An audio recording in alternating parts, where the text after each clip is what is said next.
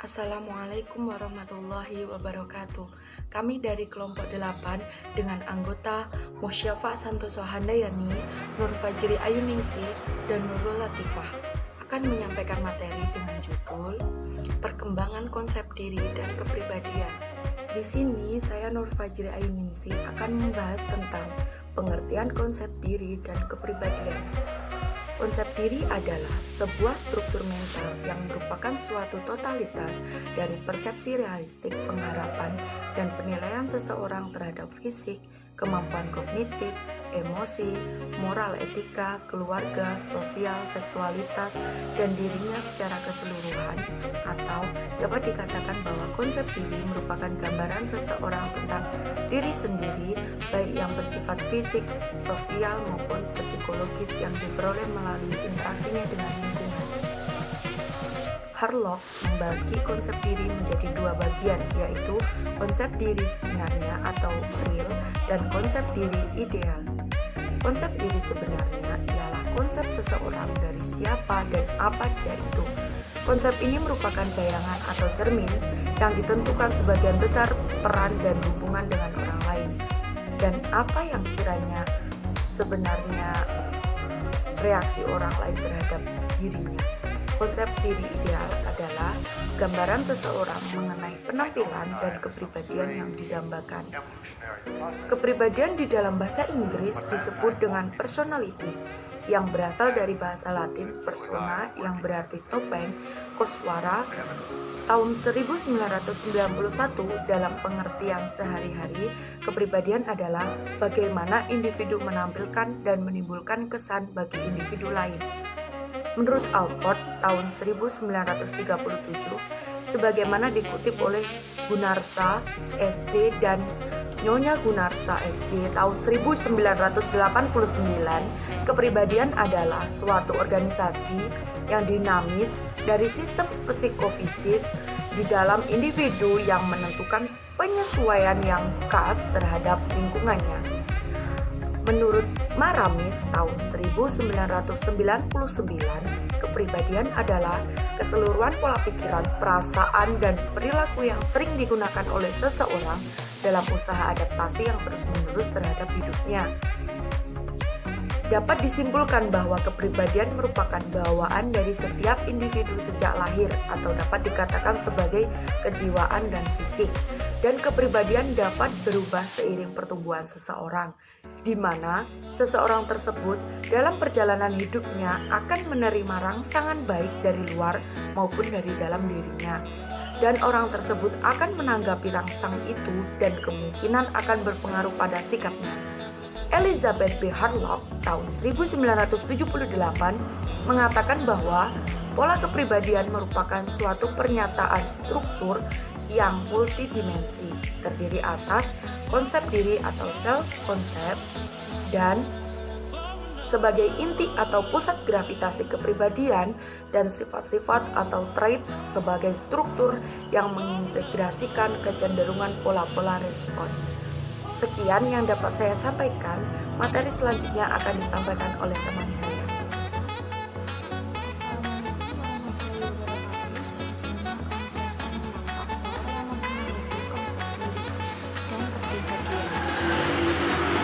Scott dan Sargent dalam Salvia tahun 2003 menyatakan ada beberapa faktor yang mempengaruhi pembentukan konsep diri, yaitu teori perkembangan tentang konsep diri, significant others, dan self-perception. Yang pertama, teori perkembangan konsep diri. Konsep diri belum ada waktu lahir, kemudian berkembang secara bertahap sejak lahir, seperti mulai dari mengenal dan membedakan dirinya dan orang lain. Dalam melakukan kegiatannya, memiliki catatan diri yang terpisah dari lingkungan dan berkembang melalui kegiatan eksplorasi lingkungan melalui bahasa, pengalaman atau pengenalan tubuh, nama, panggilan, pengalaman budaya, dan hubungan interpersonal. Kemampuan pada area tertentu yang dinilai oleh diri sendiri atau masyarakat, serta akulturasi diri dengan merealisasi potensi yang nyaman. Yang kedua, significant other atau orang-orang yang penting atau yang berperan. di mana konsep diri dipelajari melalui kontak dan pengalaman dengan orang lain. Belajar diri sendiri melalui cermin orang lain, yaitu dengan cara pandangan diri, merupakan interpretasi diri, pandangan orang lain terhadap diri. Anak sangat dipengaruhi orang yang terdekat. Remaja dipengaruhi oleh orang yang lain yang dekat dengan dirinya. Pengaruh orang dekat atau penting sepanjang siklus hidup, dan pengaruh budaya dan sosialisasi. Yang ketiga, self perception atau persepsi diri sendiri, yaitu persepsi individu terhadap diri sendiri dan penilaiannya, serta persepsi individu terhadap pengalamannya akan situasi tertentu. Konsep diri dapat dibentuk melalui pandangan diri dan pengalaman yang positif, sehingga konsep merupakan aspek yang kritikal dan dasar dari perilaku individu. Individu dengan konsep diri yang positif dapat berfungsi lebih efektif dilihat dari kemampuan interpersonal. Konsep diri yang negatif dapat dilihat dari hubungan individu dan sosial yang terganggu. Sekian dari saya. Wassalamualaikum warahmatullahi wabarakatuh. Di sini saya akan menjelaskan tentang komponen ataupun faktor yang mempengaruhi konsep diri dan kepribadian. Yang pertama adalah konsep diri. Konsep diri itu terdiri dari 5 komponen. Yang pertama, citra tubuh atau body image. Yang kedua, ideal diri atau self ideal. Kemudian yang ketiga, harga diri atau self esteem. Kemudian yang keempat adalah peran atau self rule. Dan yang kelima adalah identitas atau self identity. Yang pertama penjelasannya adalah yang pertama tentang citra tubuh atau body image. Di sini citra tubuh di sini berkaitan dengan pembandingan nilai fisik dengan standar keindahan dan kebudayaan tertentu. Kemudian yang kedua adalah ideal diri atau self ideal. Di sini maksudnya adalah persepsi individu tentang bagaimana ia seharusnya bertingkah laku berdasarkan standar pribadi. Standar ini bisa diperoleh dari diri sendiri maupun orang lain. Biasanya orang lain kan juga menilai gitu. Kemudian yang ketiga adalah harga diri atau self esteem. Harga diri itu bisa diperoleh dari diri sendiri maupun orang lain. Jadi mereka yang cenderung menilai dirinya positif, cenderung bahagia, serta merasa sempurna. Sedangkan yang individu yang merasa dirinya negatif itu cenderung tertekan dan pesimis. Kemudian keempat adalah peran atau self rule. Jadi peran di sini adalah pola sikap, perilaku, nilai, dan tujuan yang diharapkan oleh masyarakat dihubungkan dengan fungsi individu dalam kelompok sosial. Jadi setiap orang itu pasti disuguhkan oleh beberapa peran yang berhubungan dengan posisi dirinya. Kemudian yang kelima adalah identitas atau self identity. Nah, identitas berkembang itu pada masa anak-anak.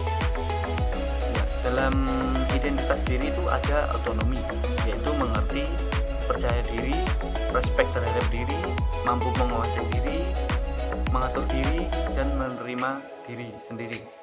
Nah, kemudian adalah faktor yang mempengaruhi kepribadian.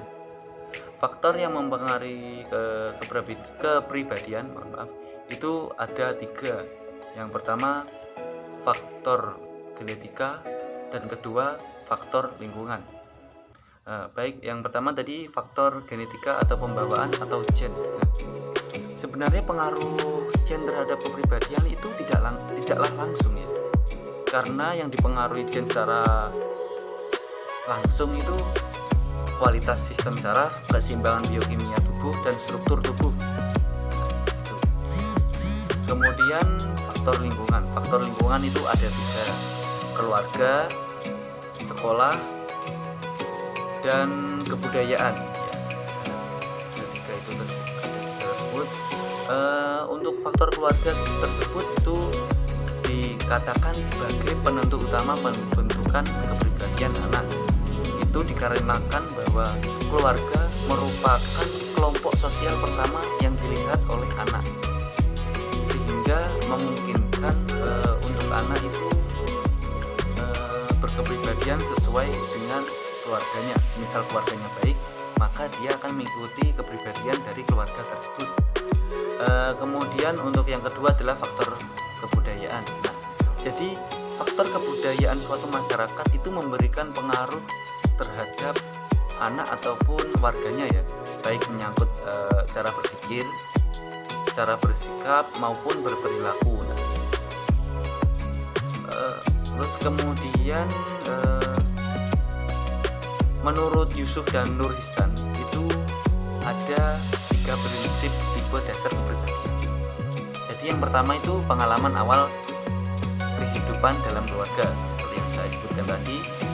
Pola asuh keluarga atau orang tua terhadap anak itu sudah pasti, karena pola asuh itu juga menentukan kepribadian anak.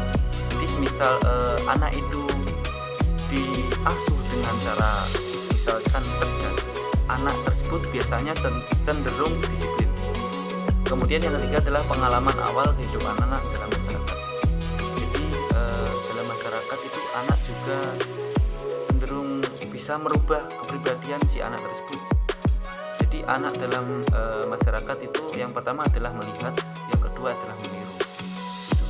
Kemudian faktor yang ketiga adalah sekolah.